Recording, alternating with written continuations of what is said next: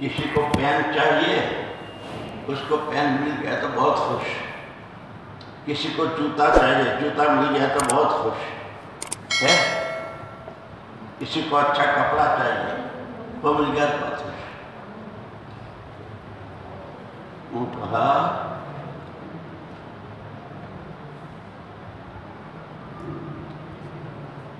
کہ وہ خوشی پیدا کرو جو محمد رسول اللہ صلی اللہ علیہ وسلم جس سے خوش ہوا کرتے تھے۔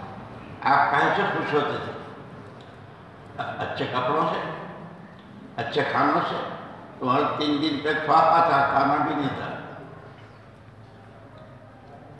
آپ خوش ہوتے تھے دین سے اور دین کی محنت سے، دین کے علم سے۔ اس لیے آپ نے پڑھایا، کیسا پڑھایا؟ یا آپ کی مدرسے کے شاگرد کیسے تھے؟ ابو بکر، عمر، عثمان، علی رضی اللہ عنہ ایسے 10 طالب علم تیار کیے تھے کہ دنیا ہی میں جنت کی خوشخبری۔ عشر مبشرہ وہ اسی مدرسے کے طلبہ تھے، اور پھر تو ایسے تیار کیے کہ یوں کہا کہ اگر 10 زندگیاں ہوں تو 10 کی 10 اس محنت پر لگا دیں، اس علم پر لگا دیں۔ ہاں، شروع میں بچے مانتے نہیں، مائیں جو بھیجنا چاہتی ہے نا مدرسے، پھر ماں کہتی ہے چاکلیٹ دوں گی، تم آؤ گے تو پیسے دوں گی، ہاں تو وہ ہے وعدے۔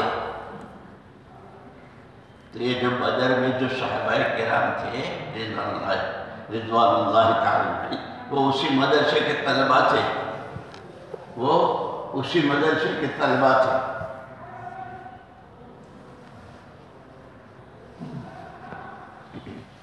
تو شروع میں تو یہ وہی تھے،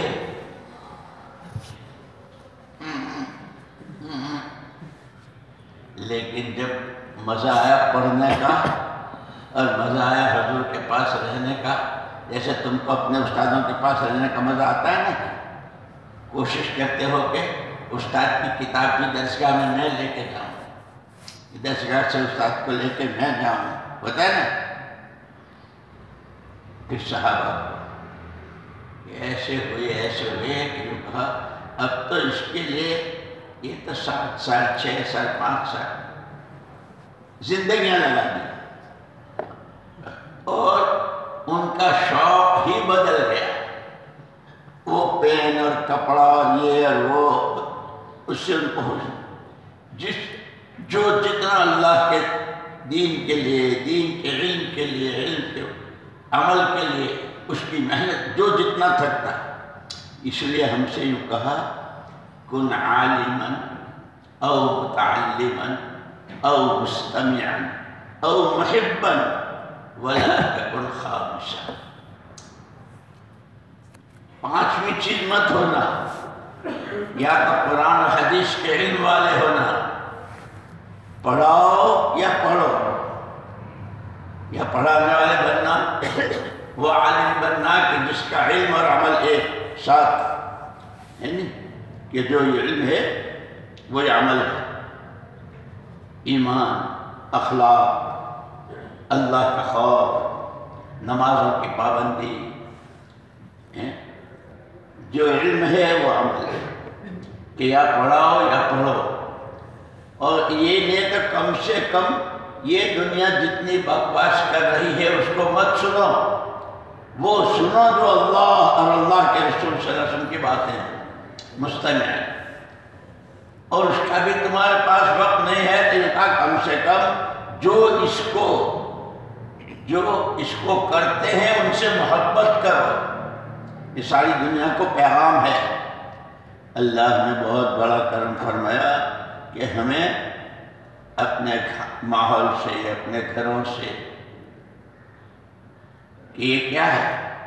کہ یہ ہے جیسے فیکٹریوں میں سامان بنتا ہے نا، فیکٹریوں میں سامان بنتا ہے، مختلف چیزیں جمع کر کے اس کو ایک مدت تک اتنی گرمی، اتنی سردی، اتنا پانی، اتنا اتنا یہ مادہ، اتنا یہ مادہ، بہت ساری چیزیں جمع کر کے اس کو فیکٹری میں ڈالتے ہیں تو پھر سامان بن کے رہتا ہے نہیں؟ پھر وہ سامان بکتا ہے۔ یہ آدمیوں کے بننے کی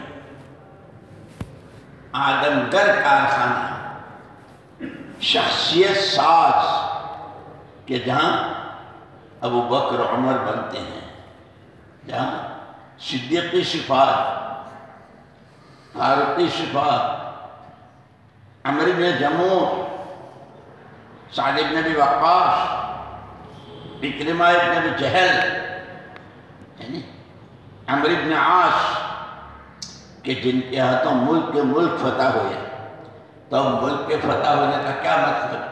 کہ آپ یہاں ایسے تیار ہوں، ایسا پڑھے کہ آپ کے ہاتھوں اللہ کی توحید کا، رسول پاک صلی اللہ علیہ وسلم کی رسالت و نبوت حقہ کا پیغام، کہ یہ ان کے ہاتھوں افریقہ پہنچا، ان کے ہاتھوں چائنا پہنچا، ان کے ہاتھ جیسے صحابہ کے ہاتھوں پہنچا نا، یہ سارا جو ہمارے پاس ہے یہ ان کی قربانیوں پر ہے، ان کی محنتوں پر ہے۔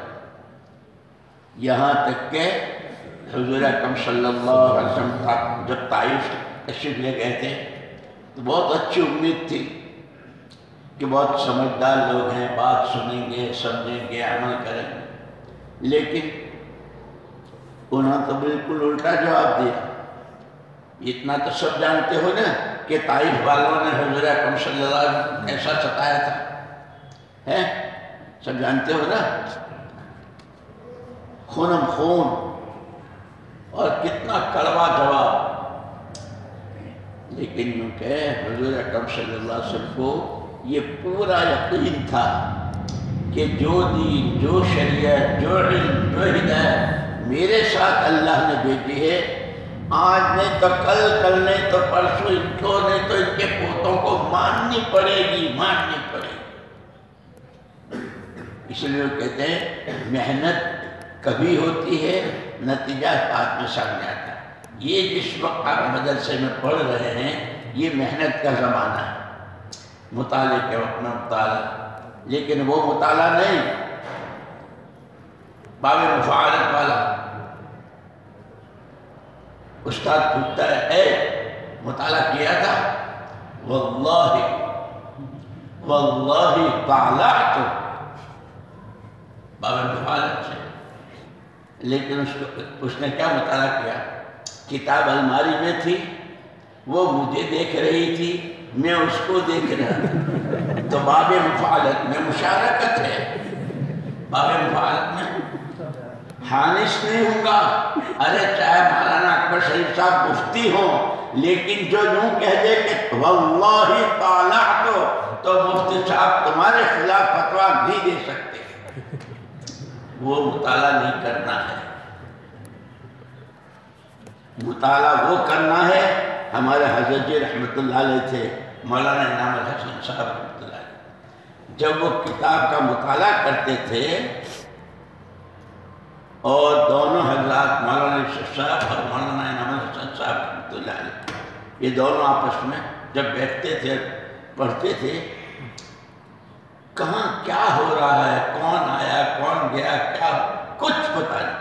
ایک مرتبہ میں مشورے کی کاپی لے کے حضرت کے مطالعے کی جگہ گیا تو کیا بننا ہے؟ مولوی صاحب یہاں نہیں، وہ مطالعے کی خاص جگہ تھی حضرت کی، وہ اوپر کی ٹانڈی، یہاں نہیں، نیچے تمہارے جو کرنا ہو۔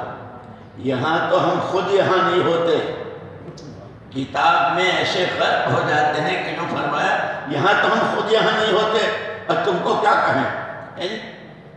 تو مطالعے کے وقت میں مطالعہ، سبق کی حاضری، وہ دھوکہ دینے والی نہیں کہ استاد پڑھا رہے ہیں، استاد پڑھ رہے ہیں اور صوفی صاحب بن کر رومال اڑا ہے۔ کیا اڑا ہے؟ صوفی صاحب رومال اور اندر ہیڈ فون اور انگلینڈ کی کامنٹری شکشا۔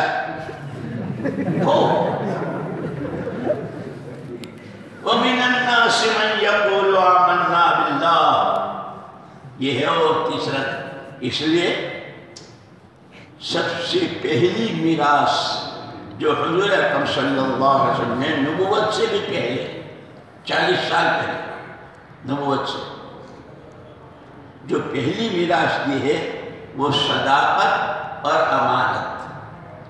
جو مشرکین آپ کو تکلیفیں پہنچاتے تھے، آپ کو نبی نہیں مانتے تھے اور آپ کی بات سننا نہیں چاہتے تھے، وہ ان کے بچے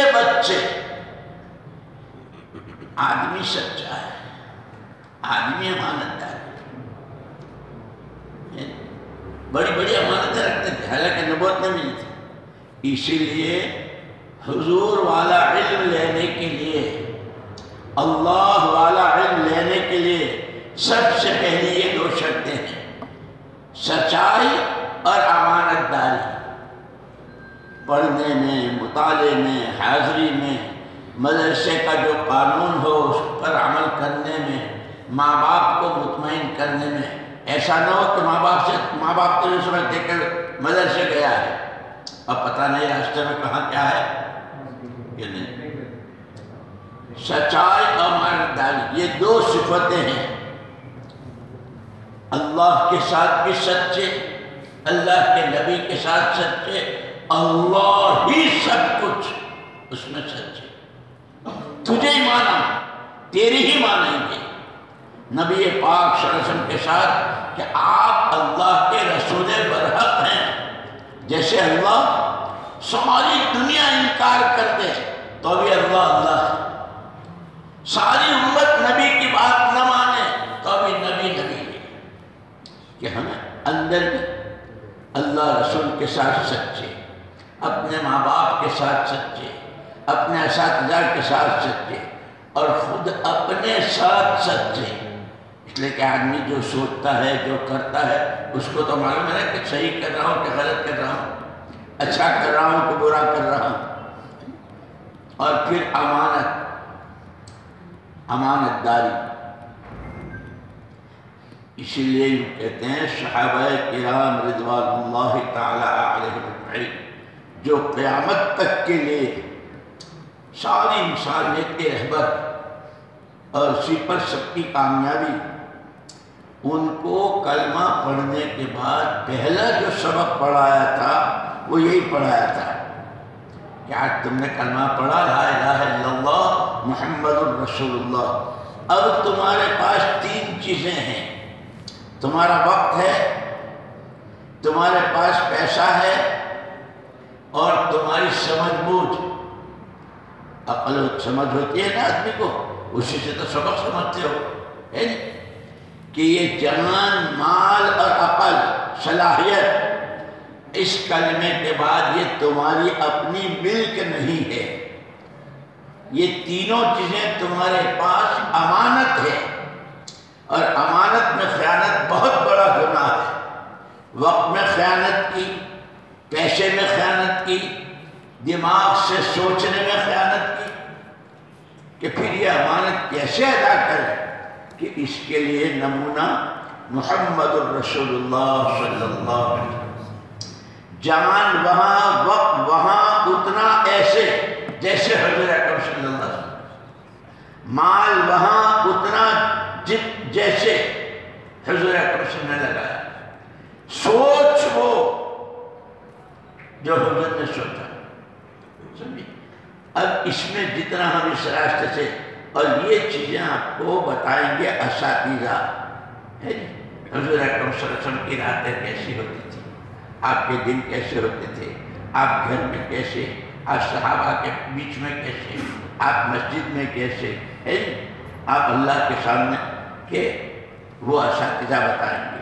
اس لیے جتنا اساتذہ کا ادب، کتاب کا ادب، درسگاہ کا ادب اور طلب صادق کہ ہمیں اور کچھ نہیں چاہیے، دنیا میں جو چاہے ہوتا ہے۔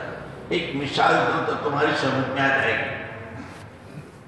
یہ اسٹیشن پر وہ جب گاڑی آتی ہے تو ٹکٹ لینے والا کھڑا ہوتا ہے نا، ٹکٹ ٹکٹ ٹکٹ ہے، کوئی آدمی اس کے پاس ٹکٹ نہیں ہے اور وہ چوری سے نکل جانا چاہتا ہے کہ مجھے نہ دیکھے، لیکن اس کی نظر ہوتی ہے. وہ جو بغیر ٹکٹ کے نکل اشارہ کرتا ہے، پکڑا جاتا ہے اور ہوائی اڈے پر بہت سامان لوگ لے کر جاتے ہیں.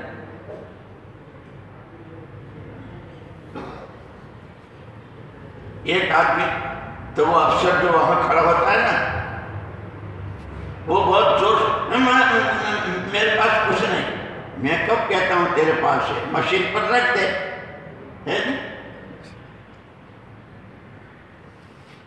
نکل آتا ہے. کیوں؟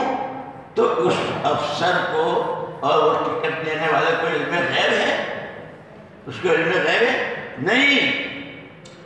اس نے جب یہ پڑھائی پڑھنی شروع کی تو دنیا میں کتنی جنگیں، کتنے طوفان، کتنے زلزلے، کتنے سیلاب، کتنے بچے پیدا ہوئے، کتنے مرے میری بلا سے. مجھے تو یہی پڑھنا ہے. وہ اس نے ایسا پڑھا کہ کسی چیز کا فکر نہیں. پھر اس کے اندر یہ بات آ گئی کہ آدمی کے چہرے سے سمجھ جاتا ہے. ایسے ہی جب یہاں ہیں کہ دنیا میں جو چاہے ہوتا رہے، ہمیں تو مؤذن کی طرح کان میں انگلی لینی ہے. جب مؤذن اذان شروع کرتا ہے تو پہلے کان میں انگلی دے. او دنیا والو، تم جتنی کہہ رہے ہو اس سے میرے کان بند، اب میری سنو. اللہ اکبر. ایسی تیاری یہاں کرنی ہے. جب یہ تیاری یہاں پکی صحیح سچی ہوگی تو انشاءاللہ پوری دنیا میں تم ہی تم ہو کر کام کرو. اس لیے مولانا اشرف علی صاحب تھانوی رحمۃ اللہ علیہ، نام تو سنے ہوگا سب. حضرت شیخ الہند صاحب رحمۃ اللہ علیہ کا نام سنا؟ بولو نا. حضرت مدنی کے استاد. ایک مرتبہ مولانا اشرف علی صاحب رحمۃ اللہ علیہ آئے. حضرت ایک درخواست لے کے آیا ہوں. کیا درخواست ہے؟ اس سال دستار بندی نہ ہو. وہ دور حدیث میں تھے مولانا صاحب. کیوں؟ حضرت میں بھی دورے میں ہوں، دستار بندی ہوگی تو دارالعلوم بدنام ہوگا. میں نے کچھ کیا تو ہے نہیں، میری وجہ سے بدنام. تو حضرت شیخ الہند صاحب رحمۃ اللہ علیہ نے کیا کہا؟ اشرف علی، ابھی تو یہ تیرے سارے بڑے تیرے سر پر ہے نا، اس واسطے کہہ رہا ہے. ان کے بعد تو پھر تو ہی تو ہوگا. اساتذہ کی شفقتیں، اساتذہ کی نظر، ان کی توجہ. جیسے امانت داری میں حضرت عبداللہ بن مسعود کا نام سنا ہے نا، کتاب میں پڑھتے ہیں. چھوکرے تھے بہت چھوٹے، ایک مشرک کی بکریاں چراتے تھے. حضور اکرم صلی اللہ علیہ وسلم اور حضرت بکر صدیق رضی اللہ تعالیٰ، وہ دونوں کہیں سے آ رہے تھے، پیاس لگی تھی. کئی لڑکے کے پاس جا رہے ہیں کہ بکری میں کا دودھ پلا دے. یہ حضرات گئے اس کے پاس پہاڑ پر. اور بھائی چھوکرے، پیاس بہت لگی ہے، دودھ پلا دے. تو کیا کہا؟ یہ بکریاں میری نہیں ہیں، یہ تو اس کا مالک اور ہے، اس کو پوچھے بغیر میں کچھ نہیں کر سکتا. حضور کو بہت اتنا بچہ اور ایسی امانت داری. جب وہ امانت داری کی اور حضور وہ سارا آگے غصہ ہے. جب جانے لگے تو عبداللہ بن مسعود نے پوچھا کہ وہ جب آپ بکری کا دودھ نکال رہے تھے، آپ کے ہونٹ ہل رہے تھے، آپ کیا پڑھ رہے تھے؟ حضور نے فرمایا بے کیا پڑھ رہا؟ تو سارا ہی سیکھ لے گا. وہ اس وقت کی دعا تھی، ایسی سیکھی کہ سارے صحابہ میں مفتی اعظم تھے. سمجھے؟ اس لیے جب سیکھنے کی سچی طلب ہوگی، امانت داری ہوگی. اور اس وقت کے زمانے میں سب سے بڑی امانت داری وقت کی. مطالعے کے وقت میں مطالعہ، سبق کی حاضری میں سبق کی حاضری، واپس جا کر تکرار، کھانے کے وقت میں کھانا، سونے کے وقت میں سونا. اگر یہ امانت داری کے ساتھ کی تو آگے پھر اللہ پاک راہیں کھولیں. استاد کوئی بات پوچھے، جیسے وہ اب تم کہو گے کہ ہمارا پول کھول رہے ہیں، کھولو. کیا کہتے پیشاب کے لیے جاتا نا، استاد نے کہہ دیا 8:15 پر گیا تھا، 9:30 بجے واپس آیا، تو پیشاب ہی کرتا رہا 1.5 گھنٹے تک۔ کیا ہے، 1.25 گھنٹے تک مودتا رہا۔ جب آدمی کے پاس صحیح جواب نہیں ہوتا ہے نا تو سر کھجاتا ہے، اور جواب صحیح ہوتا ہے تو فوراً کہہ دیتا ہے کہ نہیں میں آ رہا تھا، وہ ایک لڑکا گر گیا تھا، یا ابا نے آواز دی تھی، یا استاد کا کوئی کام تھا، یہ صحیح جواب ہے۔ اس لیے استادوں کے ساتھ بھی خیانت نہیں کرنی ہے، اس وقت میں بھی خیانت نہیں کرنی ہے، اور امانت داری اور سچائی کے ساتھ، کہ یہ وہ پہلی صفت ہے جو حضور نے میراث میں دی ہے۔ جو طالب علم جتنا سچا، جو طالب علم جتنا امانت دار آگے بڑھتے بڑھتے وہاں پہنچے گا، اولئک هم الصادقون یا ایھا الذین آمنوا کونوا مع الصادقین۔ پھر تو لوگ کہیں گے بھائی اگر تمہیں دوستی کرنی ہے، تمہیں اٹھنا بیٹھنا ہے، یہ سچے لوگ ہیں، ان کے پاس بیٹھو، پھر لوگ تمہارے پاس بیٹھیں گے۔ اور کیسے بیٹھیں گے؟ یوں کہتے ہیں جن کی زندگی کتوں جیسی، وَقَلْبُهُمْ بَاسِطٌ ذِرَاعَيْهِ بِالْوَصِيدِ۔ اصحاب کہف کا کتا تھا نا، کتا تو آدمی نہیں ہو سکتا، لیکن اس نے اچھوں کی دوستی کی تھی، اچھوں کی صحبت میں، اچھوں کے ماحول میں گیا تھا تو وہ بھی جنت میں گیا۔ ایسی گندی زندگی جینے والے جھوٹے، چور، لپنگے، بے نمازی ہیں، وہ آپ کی صحبت میں رہ کے دیندار بنیں گے۔ کب؟ جب آپ سچا امانت دار بن گے۔ اللہ نہ کرے اگر آپ نے ہی اپنا رخ بدل لیا، آپ کی دوستیاں آواراؤں کے ساتھ، جھوٹ بولنے والوں کے ساتھ، ماں باپ کو، استادوں کو دھوکہ دینے والوں کے ساتھ، تو پھر آپ بھی ان کے رنگ میں ہے نا۔ اس لیے اس سے بہت توبہ بھی کرنی۔ اس لیے حضور اکرم صلی اللہ علیہ وسلم پہلی دعا فجر کی سنتوں کے بعد یہ مانگتے تھے، اے اللہ تو بچائیو، اے اللہ تیری پناہ، ان اضل او اضل، میں خود گمراہ ہو جاؤں یا کسی راستے سے مجھے گمراہ کیا جائے، میں پھسلوں یا پھسلایا جاؤں، میں زیادتی کروں یا میرے ساتھ زیادتی کی جائے، میں جہالت کا کوئی کام کروں یا میرے ساتھ جہالت برتی جائے۔ سب سے پہلے فجر کی سنتیں پڑھ کر جب مسجد میں تشریف لاتے، اما جان حضرت میمونہ رضی اللہ تعالیٰ فرماتی ہیں کہ حضور آسمان کی طرف نظر کر کے یہ دعا پڑھتے۔ یہ دعائیں سیکھنی بھی ہے، اس پر عمل بھی کرنا ہے، اور اللہ سے مانگنا بھی۔ کرو گے؟ اللہم لک الحمد کلہ ولک الشکر کلہ۔ یہ دورے میں کتنے ہیں؟ 23۔ ان میں سے 3-4 تو سال دے دیں گے، 3-4 تو سال دے دیں گے نا دورے والے، 8 دیں گے۔ بتاؤ نام کھڑے ہو کے پیش کرو، کون کون ساتھی جائیں گے انشاءاللہ۔ یہ 30 ہیں، یہ تو بات ہے۔ پہلے اگر کوئی ساتھی اس وقت نہیں ہے کسی معذوریت، ان 23 کے ذمے ان کا اپنا تو سال ہے ہی، مشکات والوں کی تشکیل کر کے رمضان کے چلے بھی تمہارے ذمے ہیں۔ تم بڑے ہو نا مدرسے میں اس وقت طلبہ میں، ہاں کرو گے؟ اور اس سے پہلے کہ یہاں سے جاویں، پورے مدرسہ کا ماحول یتلو علیہم آیاتہ ویزکیہم ویعلمہم، یہ 3 چیزیں ہیں، دعوت، سیکھنا سکھانا اور ذکر و اذکار، تینوں کی فضا بنانی ہے۔ سبحانک اللہم وبحمدک وتبارک اسمک وتعالی جدک ولا الہ غیرک، ربنا ظلمنا انفسنا، یا رب صلی وسلم دائما ابدا علی حبیبک خیر الخلق کلہم، ربنا ظلمنا انفسنا وان لم تغفر لنا وترحمنا لنکونن من الخاسرین۔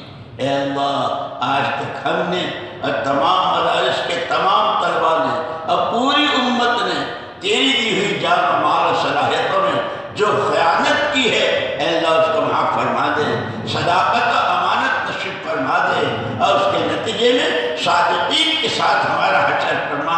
اے اللہ ہمیں سچا بنا دے، اور اللہ میں امانت دار بنا دے، اور امانت کے ساتھ اِنَّا عَرَضْنَا الْأَمَانَةَ عَلَى السَّمَاوَاتِ، اے اللہ تو نے تو وہ امانت دی ہے اور یہ سارے اسی کے امانت دار ہیں۔ اے اللہ ان میں سے ایک کو اس امانت کی قدر نصیب فرما کر امانت داری کے ساتھ کرنے والا بنا دے۔ اے اللہ شیطان و نفس ہمارے دشمن ہیں، اے اللہ ان کے حوالے نہ فرما، اپنے حفظ و امان میں لے لے، اپنی پناہ میں لے لے، اپنی کنف عافیت میں لے لے، ہمارے رجب و شعبان میں برکت دے، ہمیں عافیت کے ساتھ رمضان تک پہنچا دے۔ ربنا آتنا فی الدنیا حسنہ وفی الآخرۃ حسنہ وقنا عذاب النار۔ سبحان ربک رب العزة عما یصفون وسلام علی المرسلین والحمد للہ۔